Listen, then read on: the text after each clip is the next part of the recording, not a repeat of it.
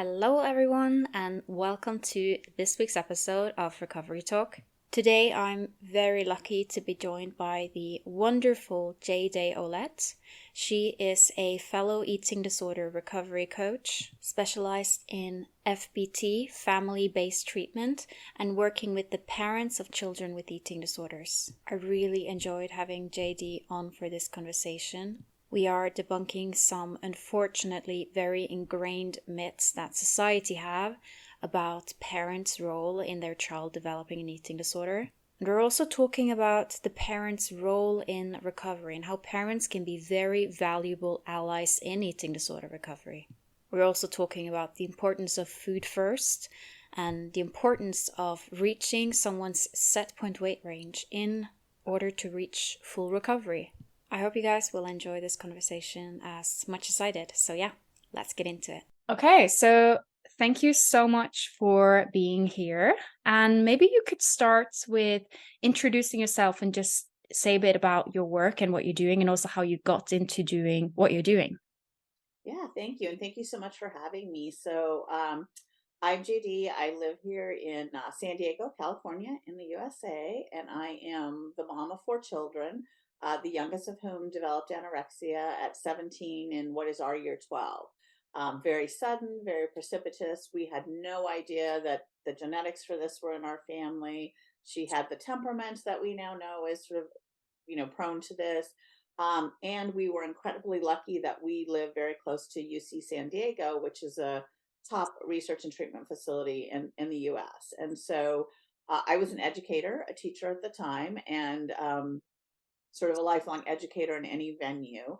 And so we got at UC San Diego cutting edge treatment. It was all the latest stuff. They were doing MRIs, they just all the research and everything. So there is no eating disorder journey that is easy, and my daughter's was no different. And because of the psychoeducation and the skills based training we received as parents, and she received dialectical behavioral therapy as part of her care, within 3 years, she was in very solid recovery and able to go study abroad in Australia, and has not looked back from that.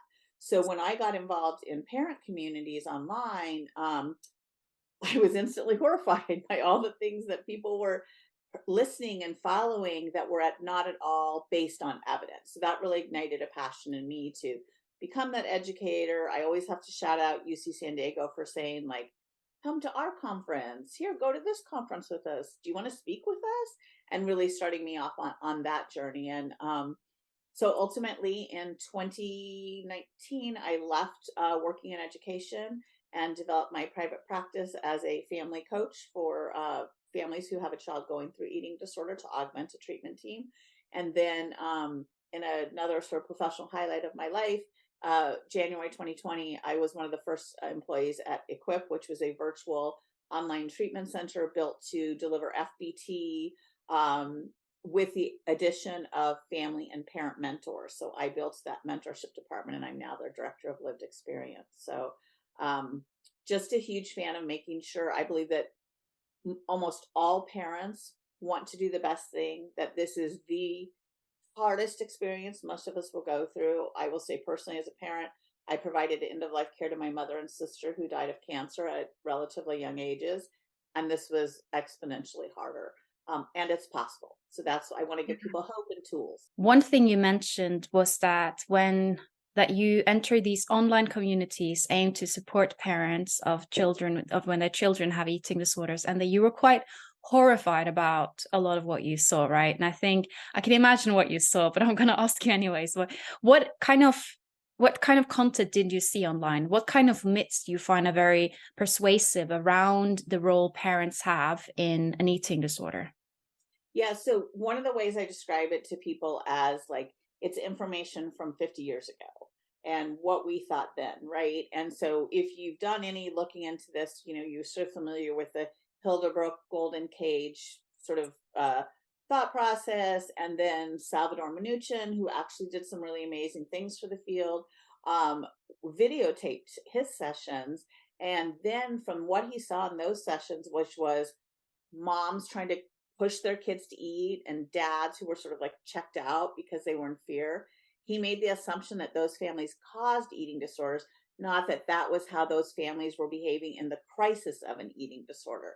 And so consequently, a lot of just really terrible assumptions. And all of your listeners aren't going to have Lifetime TV, but in the USA, we have a channel called Lifetime TV, and it's sort of women's movies kind of, but all of them that show the anorexia story, and clearly anorexia is not the only eating disorder, but it's always like controlling parents who are pushing their children to be high achievers.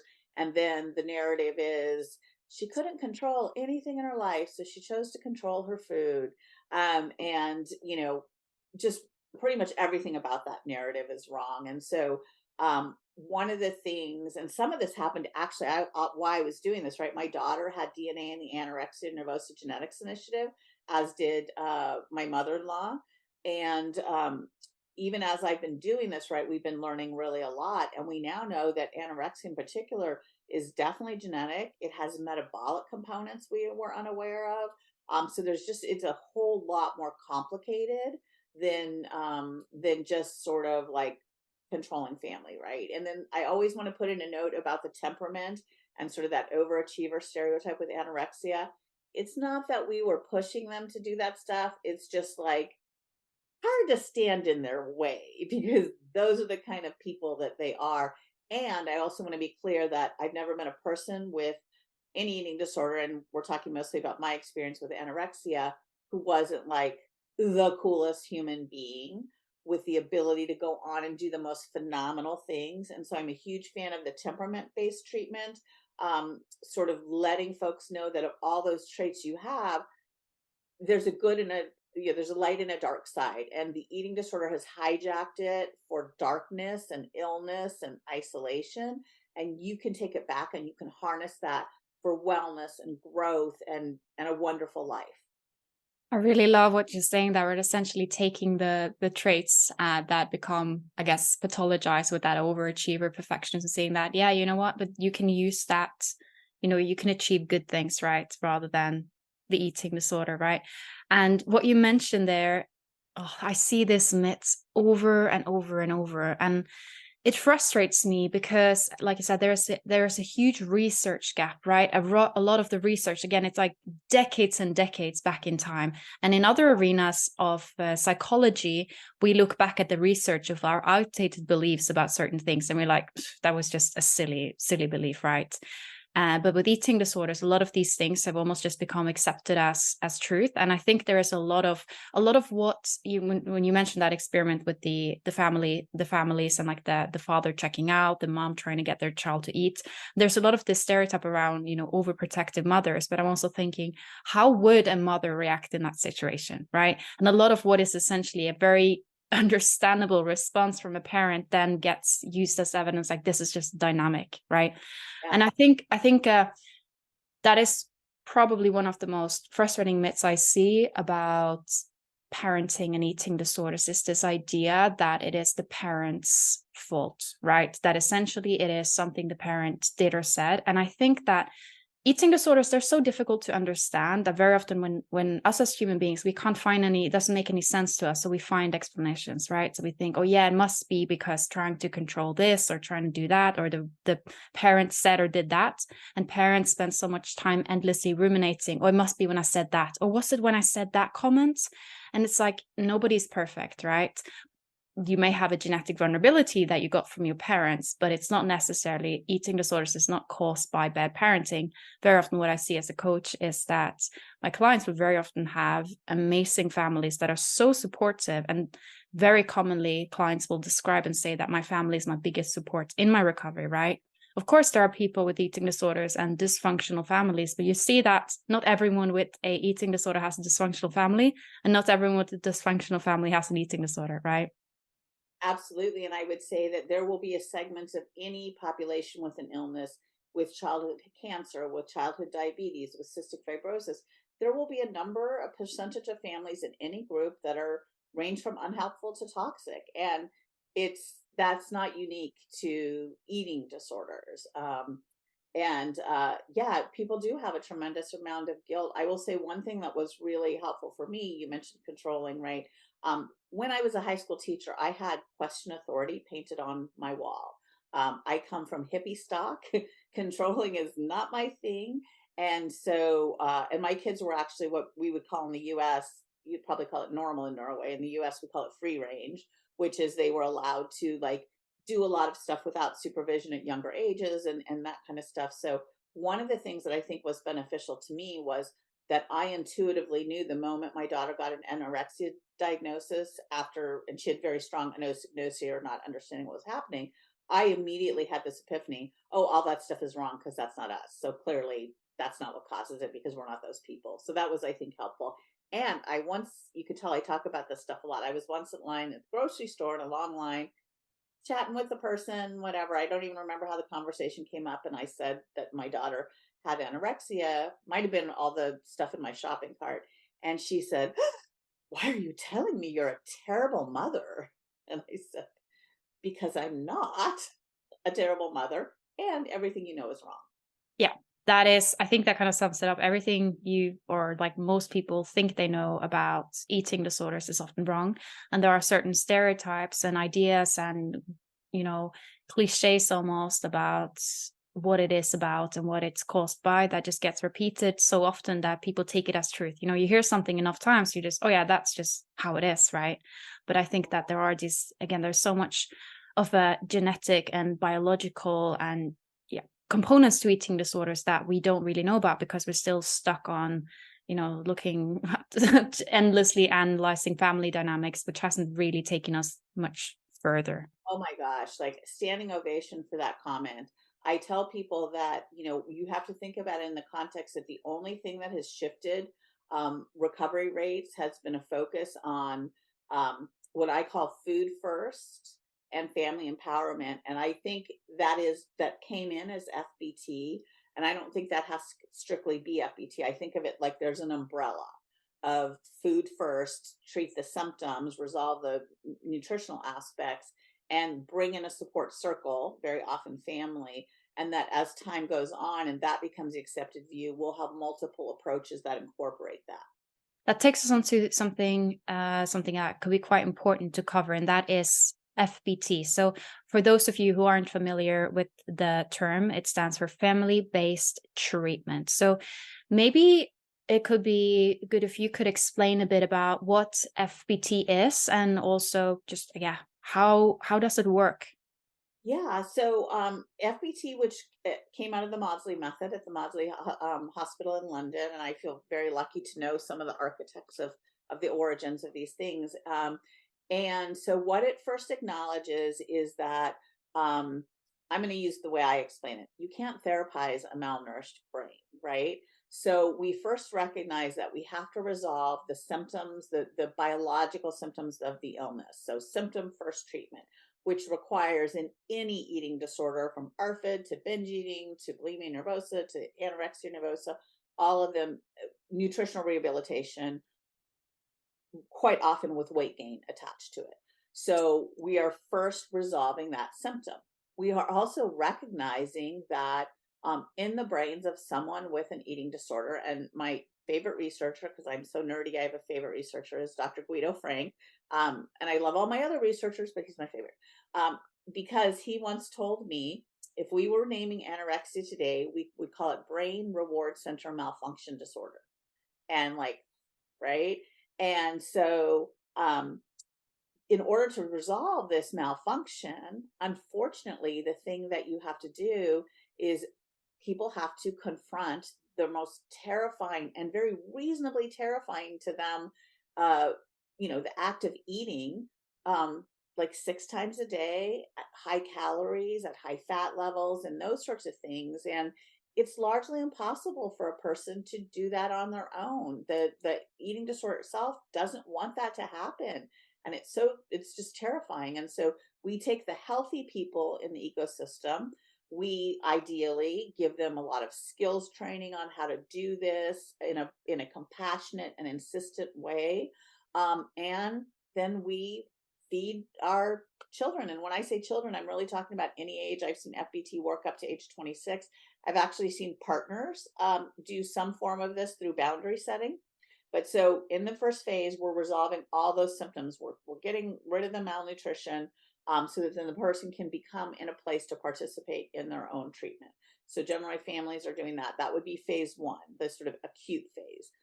And the FBT manual is one thing, and how it happens in real life is usually a different thing. So if you read the manual, it's something like 18 to 20 sessions. And I always joke the kids don't read the manual and won't do that anyway. So to me, it's a longer process. But so we do our phase one, we resolve that nutritional deficit, the malnutrition, all of that sort of thing, get eating at regular intervals in play, stopping behaviors like, compulsive exercising, purging, all of those sorts of things. We take the healthy people in that family ecosystem and we use them to interrupt all of that. And then when we move into phase two, then somebody's brain is sort of better able to kind of figure out what they need to figure out, right? Some people have genuinely had trauma and they need to begin to deal with that. Other people, like my daughter, had none of that. They were just very happy and healthy, encountered a negative energy balance, and this bizarre thing happened to them. It was helpful for her to learn about her temperament. So that therapy in phase two is going to take a lot of different forms. It'll involve the family some of the time, and it'll be one-on-one therapy at other times. And so during that phase also, we're beginning to return independence. We're doing some testing. Can you now, instead of your parents saying at 3 p.m., it's snack time, here's a snack, can you start to go, oh, it's 2:45, I know it's about to be snack time, let me go and get a snack, and go say like, hey parent, this is the snack I'm having, right? And then as we see that happening, then we can begin to release more and more independence in a developmentally and appropriate way, which is going to be different at 8 and 12 and 16 and 22. And then when we've got that person fully, being able to be developmentally appropriately independently feeding themselves and not having those compulsions and things and just a few thoughts remaining, then we go into a third phase, which is sort of like regular life and relapse prevention. So, sort of figuring out, I think this is the stage where a lot of body image work is important, because I loved your comment about the stories we tell ourselves. And I'm really a fan of the adapt to flee famine theory by Shan Guisinger. And so I will always tell people, look, Joan of Arc and Catherine of Siena didn't have Instagram and they had anorexia. So the story that made sense in their time was fasting to be closer to God. So in this time, though, we do have to unpack the diet culture influences that might have first made some people do this unintentionally, but some people, it was a diet that led to this.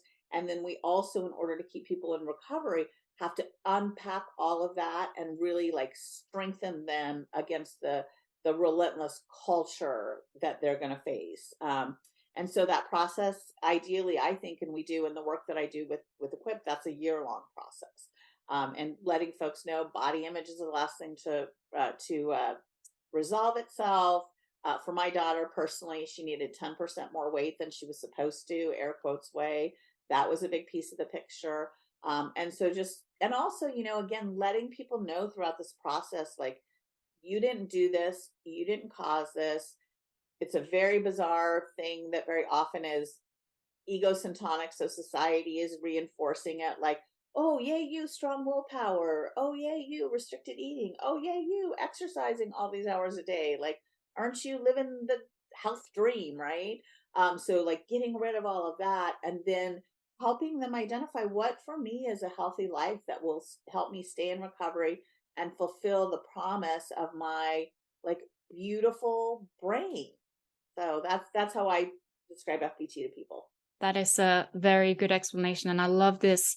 This is also similar to my own approach in terms of there being different phases of recovery and I was very lucky when I was in treatment. I was told quite upfront by my psychologist that, when I entered, I was in outpatient treatment, and when I entered treatment, I was quite underweight and undernourished. And my psychologist told me up front, like, we can't really talk our way out of this. We can't start now with a bunch of talking and talking. Your brain is not quite there yet, right? The brain is not there, and you're not quite you when you're hungry, right? So, and of course, part of me was like, can't I just talk my way out of this, right? So many times people with eating disorder think, well, it's a mental disorder, therefore therapy should solve it, right? But actually, it also is in many ways, a metabolic disorder, a biological disorder, right? There's so many elements to it, right?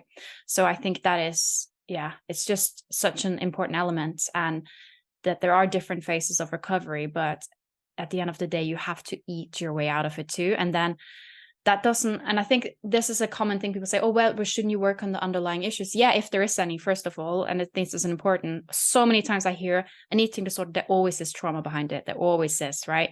And then there are people, and I see this very often, that don't necessarily have any identifiable trauma that they can focus on. And then there are people who do, and then they might think that they need to solve that before they can recover, rather than recovery and being renourished, putting your brain in a state where you can process these things and actually work on if there is any underlying issue, right? But for some people, it also is just, again, like they have a bit of a genetic predisposition to this. Their brain detects a period of undernourishment, something goes wrong, and they get rewarded for essentially eating disordered behaviors, right? The brain's reward system and fear system gone haywire, or something, how I explain it. I love it, and you're so lucky to have encountered such a forward-thinking clinician. And one of the things I very often have to, like, parents want that too, right? Parents are like, I'm just going to send them to therapy, and they're going to talk, talk, talk, and then they're going to make up their mind to eat. And I, will first explain, as you do so beautifully, about the biological piece of it, and then I will also say, um, first of all, if talk therapy works, people to be recovered, because we were doing that for 100 years, and like that hasn't worked. Um, and you also, to do therapy on a malnourished brain can be a trauma in and of itself. And so what I'll explain to people is, like, if you just broke your leg yesterday, you are not running a marathon tomorrow. You're going to have the bone set. You're going to wait for the bone to heal. You're going to go to physical therapy, and then you will begin your training. There's nothing wrong with, for most people, training for a marathon. There's a lot wrong with training for it on a broken leg. And that's the same thing. Our brains work the exact same way. Yeah, that is, yeah, very good metaphor. So one thing that I think is a common, I guess, I don't even know if I would call it criticism, because I feel like family-based treatment is something overall, just because it is quite something that tends to have a good outcome. It's not really something heavily criticized, but some people may say, oh, but doesn't it encourage, codependency, right? And you did mention it, that, there will be, in the early stages, yeah, there might be quite a lot of, you're going to be quite dependent on, for example, your parent, but that independence come a bit later during the stages. But could you maybe explain a bit more about that? Again, what would you say to people who may have that kind of argument against, shouldn't my child learn to do this on their own from the get-go? Yeah. And I also, the first thing I want to talk to people about is independence for a human being with an eating disorder means independence from the eating disorder. And so it makes sense to use all the tools we can to make that happen. And in most people's cases, the family is a really good tool to make that happen. So we have to get rid of the eating disorder, and then we move on to sort of putting the parent in what's a more appropriate role, or other family member. So, you know, I just say to people, like, it makes sense. If your kids, they had diabetes, and maybe they're not that great with the insulin injections at first and the testing their blood sugar and everything, we don't say, well, I guess we're just going to let them die because they didn't get it right away, right? We're going to help them and check on them and make sure, and we're going to train them and that sort of thing. So the biggest myth I hear about about FBT, and I actually do still hear a lot of criticism, is that it ruins relationships. Won't it ruin my relationship? And part of that, I think, is what you said about them not being independent. And so what I will say to that is, the biggest relationship ruiner is an eating disorder. Like, the eating disorder wants to be your one and only, your ride or die. And so it's not really that you're not having authentic relationships with your friends, with your romantic partners, with your family, with anyone. So in my experience, and I've been doing this for 11 years now, since my daughter began treatment, people who get to full recovery in FBT are the most grateful people for FBT that there is. They love their parents. They go, wow, nobody but my parents could have put up with that. Like, they stuck with me through it all. So relationships tend to be very, very strong. Um, and, I think that if you, as a parent, and I am going to say there's a danger for parents who are really good at phase one. So phase one is when we've got all the control, we're making the eating, we have the barometer as the weight gain, we're like hitting it, we're just rocking that thing, right? Then it's time to let go a little bit. That's hard. That's hard. And it's okay to say that that's hard for me. My safety net as a parent is sort of being taken away. So if we do it step by step by step and don't rush it and collaborate, and by then our kids, brains, we can be talking to them. I think most parents I know actually do not want to be all up in their kids' business forever. And I often joke, I do a lot of multifamily groups with parents, and I'll always say, like, you can't say this to your 18-year-old, but the dirty little secret is we too want you to leave. We have hopes and dreams, and we were like, there were trips we were going to take, and there was some stuff we were going to do when you were home. So, like, this also isn't our choice. And so I think just a lot of, reiterating it's out of love. I think I cannot underestimate what skill building takes. And I'm a huge fan of skills taken from dialectical behavioral therapy. And I think it's so helpful if the patient and their family learn them alongside each other, because um, I'll always tell people, like, if you want me to calm down, telling me to calm down is the last thing you should do. Because never in the history of being told to calm down has anyone calmed down, right? Particularly me.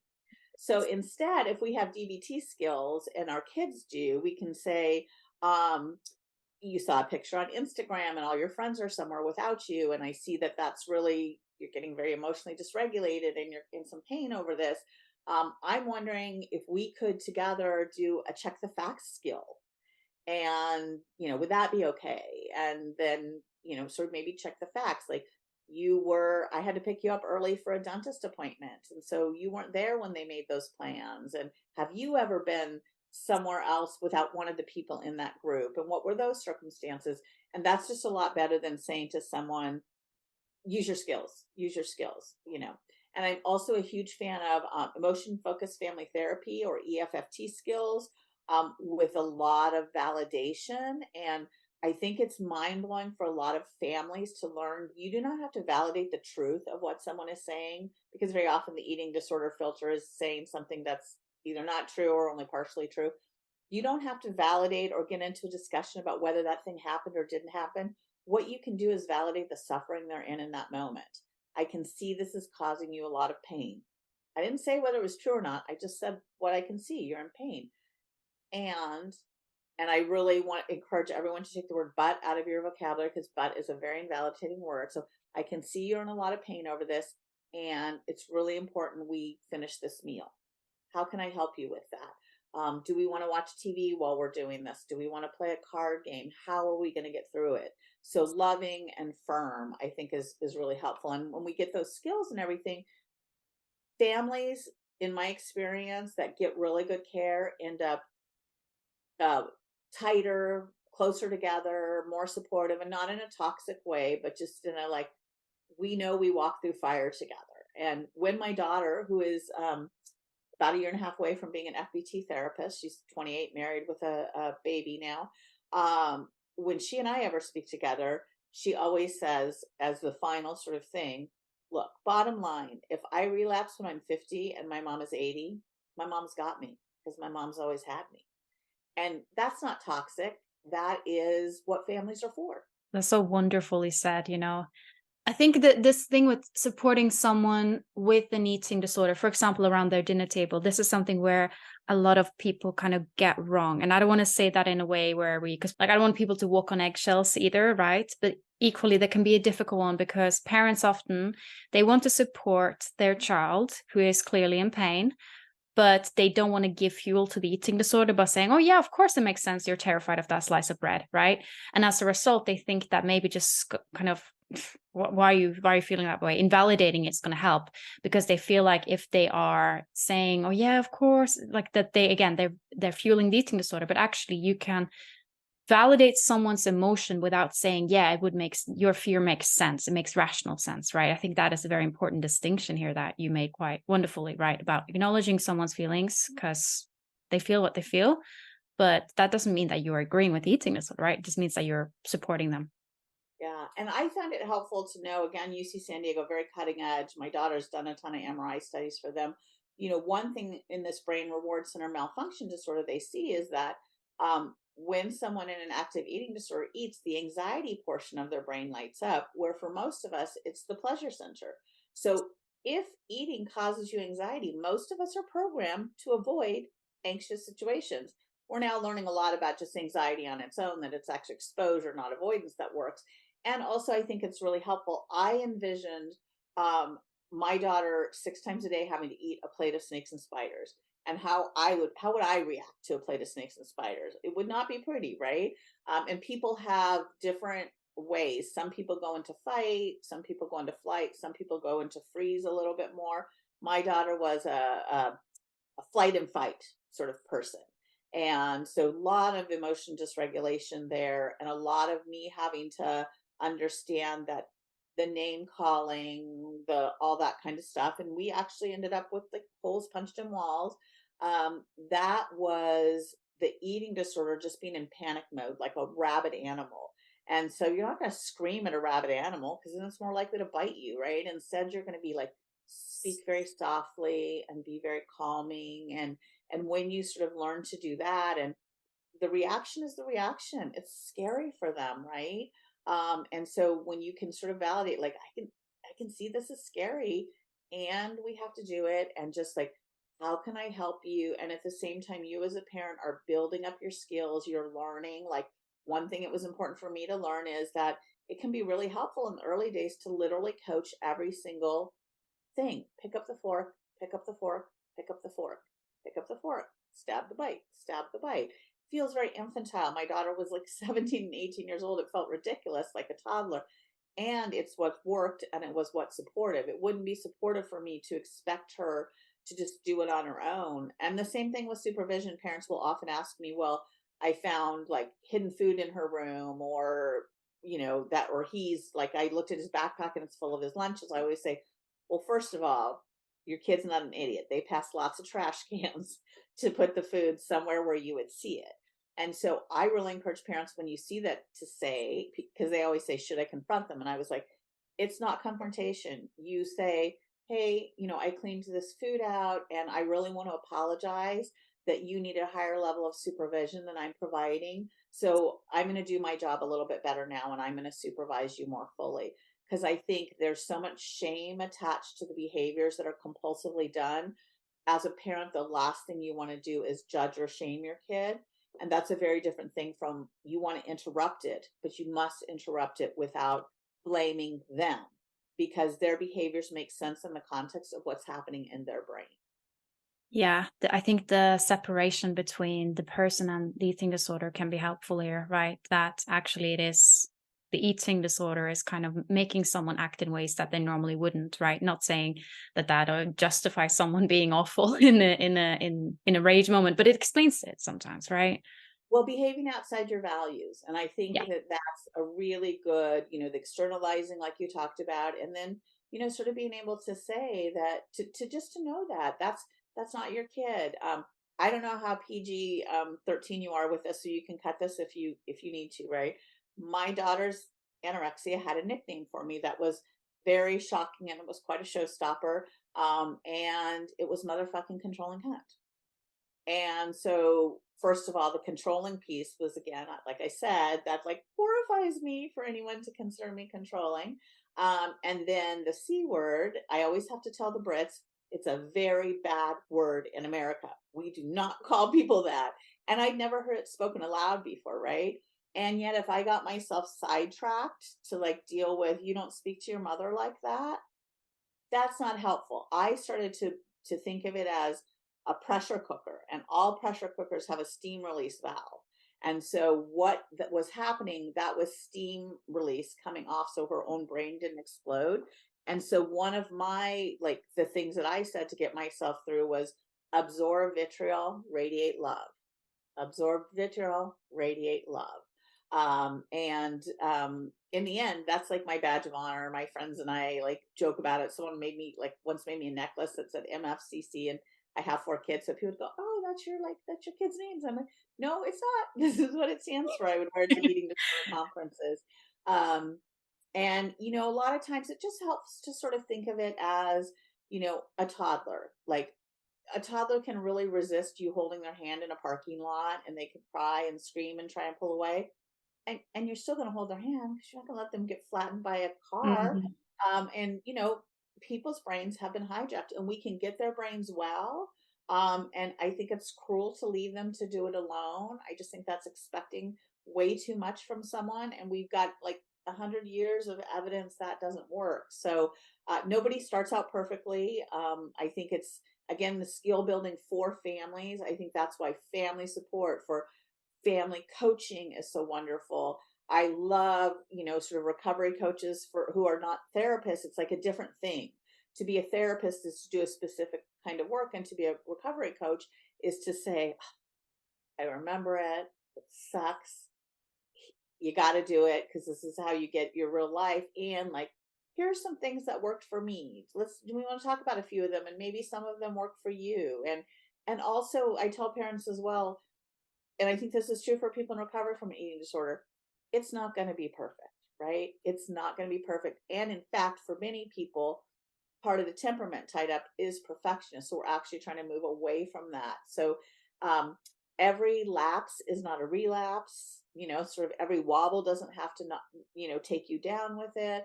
So you can learn to like have your moments of shock and disappointment and tears, and then you go, okay, we're not starting from way down in the hole now. We just went one rung down. How are we going to come up from here, and how are we going to make us more resistant and that sort of thing.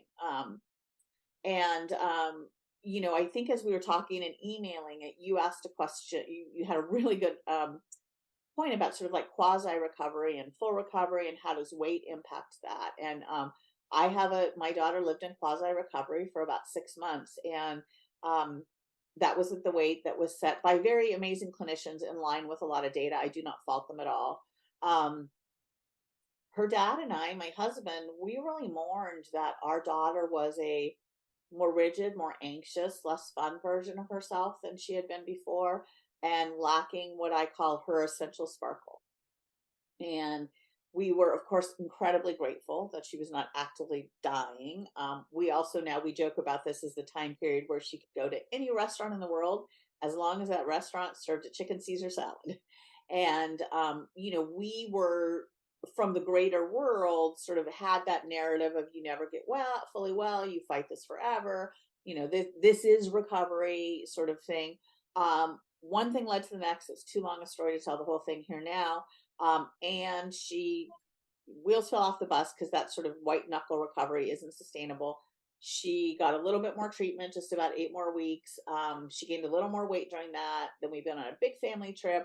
And she gained some more weight during that. And coincidentally, about 10% over what she was, air quotes, supposed to weigh, which is very in line with the Minnesota starvation experiment, Yep. which I encourage all people with kids with eating disorders or eating disorders themselves to really look into. All of a sudden, she was back. And she self-identified this weight. And I'm not going to talk the numbers because that's not responsible, right? But this weight that she got to, which is the highest weight of her entire life, higher than she was supposed to weigh, all of a sudden, she was like, huh, that was pretty bizarre what was happening in my brain. And I'm not going to say that was the very last moment that she had an eating disorder thought. It was not. It takes a long time for your brain to heal. However, once we identified that, and this goes a little bit to parental enmeshment kind of codependence thing, once we identified that number, we all realized, okay, she has to stay there or above that and keep going with that, because she'd been at her full adult height for 4 years by that point. And so what that looked like for us for uni, we now had a contract around that. And the contract for us was what we call a green, yellow, red contract. And so basically your baseline for being at uni is that you get weighed every 2 weeks at the student health center. That number gets directly reported to your psychiatrist back home. And I'm going to drive 16 hours round trip once a month to eat with you, which I did for 2 years. And I'm not going for us to have a mother-daughter weekend. I'm literally going for lunch, right? And I'm not trying to be in your business and ruin your college experience, but I have to see you with my own eyes because that tells me a lot. And so green territory, that's just all that happened. If she dipped into the 5-pound range below that, that was yellow territory. Her psychiatrist would give her like yellow warning. She had 2 weeks to get back to green. If she ever lost 6 pounds, she was going to come home for the semester, right? We'd already done it once before. And this enabled her to learn she needed to do herself to keep her well. So she wobbled into yellow in the first year multiple times and got herself out within 2 weeks. And then that quit happening. And then at the end of that time, so 3 years from the time she first started treatment, she studied abroad in Australia. And so by having this, I say this to folks because my daughter lost a relatively short period of her young adult life to anorexia because of the oversight. And so many times we don't want to, that seems too much, that seems too burdensome, she doesn't want it, right? And you go back to square one again and again and again and again for some people until it becomes chronic. So I really think of that sort of level of supervision and that sort of stuff and oversight as really supportive of a young person's independence. And I care a lot about that. I used to teach high school and I was a post-secondary admin. So, these are my people. I don't want them to feel controlled, but I want them to feel supported. And as my daughter describes it, accountable. Yeah, I think that is so well said regarding regarding weight, right? Because very often you always, again, you hear the thing, it's a mental disorder, therefore, why would weight gain help, right? That's physical. But actually getting to your body's natural set point weight range is your brain is going to be, there are changes happening. I remember this myself when I went through my own recovery and I started, and I was because I was like just under a bit of I was just under the healthy weight, but I was like, well, I'm fine-ish now. I'm gained some weight. And thank God I was called out for that, because when I actually put on the weight where I entered well into the healthy weight range rather than balancing, right? It was something shifted in my brain and I felt more flexible. And it's like all about finding your own happy weight. And very unfortunately is that sometimes I think treatment professionals, because they're so scared that their patient will not handle the weight gain, because after all, they're having a morbid fear of weight gain, right? They're having this extreme fear of weight gain of food. And therefore they're like, okay, yeah, we can keep the goal weight low, or we can keep the goal intake low because you're scared of food, right? Actually, the funny part about that is that it tends to have the opposite effect. It reinforces the fear that, oh, I need to be careful not to gain too much. Oh, this is the max amount of food I'm allowed to eat, right? And I think that is one very common conflict and misunderstanding between a clinician and the patient, is that actually setting a low target weight, thinking that that is somehow going to help them and make them more collaborative, often tends to backfire. Was actually committing to reaching that person's set point weight range where they notice certain things shift in their brain, right? That is where recovery is at, right? 100%. And the way I say it is state, not weight, and weight influences state. And as I tell people, your point about a lot of collusion, sort of in collaboration from a very well-meaning place, right? With the eating disorder is not helpful to eradicating the eating disorder. And for me, one thing that really clicked with the Minnesota starvation experiment was that it makes total sense to me that a body that has experienced a famine, be it a war, be it an environmental thing, be it an eating disorder, right, will be programmed to add some more to guard against the next potential famine. And once I got that lens, I was like, oh, this makes perfect sense. And again, as you said, it's once you reach the place that for you is a healthy weight. It doesn't have anything to do with a chart or a BMI chart. It has to do with where your brain becomes flexible. Then you're there. And even then, I tell people, once you get there, why not stand back from the edge of the cliff a little bit, right? And then like one of the things when my daughter was going to study abroad, her psychiatrist said, it'd be a good idea for you to put on like 5 or 7 pounds before you go, because travel and you don't know what the food is like and everything. And she actually told both of us that we were always moving the goalposts, and that was the stupidest thing she'd ever heard. And also she did it and it worked and she was good. Yeah, this is the thing. You shouldn't really negotiate too much with eating disorder, right? Because it's, again, giving it a little bit, give it an inch and it takes a mile, right? Yeah. Yeah. Thank you. Sorry. Oh, I was just going to say, just thank you so much for this like wonderful conversation. And I can't wait to sort of maybe collaborate more with some patients. And the world needs to hear more of your voice. It really does. Thank you so much for that. And thank you so much for your time and for coming on. So where can people find you on the internet or in social media? Yeah, so if you go to jdouellette.com, and my last name is hard to spell, but it's Ouellette. You'll see a lot of things about where I am, definitely through the FEAST community, Families Empowered and Supporting Treatment of Eating Disorders. Used to be on the board of that, very active with that. And honestly, if you just sort of, kind of Google my name and eating disorders, you're going to come up with podcasts from some other amazing recovery warrior type people like yourself who are and also parent groups and everything. But I tell my daughter this all the time, who like, it's so going to be so exciting to have an FBT therapist who was FBT'd, right? The folks, like all you folks that are sort of like, have come into recovery in the last decade, have found personal experience what the higher weight does, personal experience the need for support, and gotten from quasi recovery to full recovery. Like, that's the change in the world. And also, because we've moved so much to destigmatize mental illness, you can say it in your own name. You can stand up with your head held high and say, I didn't do anything to cause this. Why would I be ashamed of it? Here's my journey. Here's some components of my journey that seem to be shared with a lot of other people. And recovery is great. I recommend you try it, no matter how hard it is. Yeah, that's usually what they say. I don't think I met anyone that regrets recovery, right? So I met a lot of people who regret not having started sooner, right? But it's never too late either. So I hope you guys who listen enjoyed this episode. And I will also put your, link to your website and also to Feast in I guess it will be the caption for this podcast episode. So yeah, thank you so much. Thank you. It was really wonderful to speak with you today. Big thanks to JD for joining me in this conversation, and I have added link to her website and also to the Feast website in the episode description. So yeah, I hope you guys enjoyed this episode and have a wonderful day and week ahead.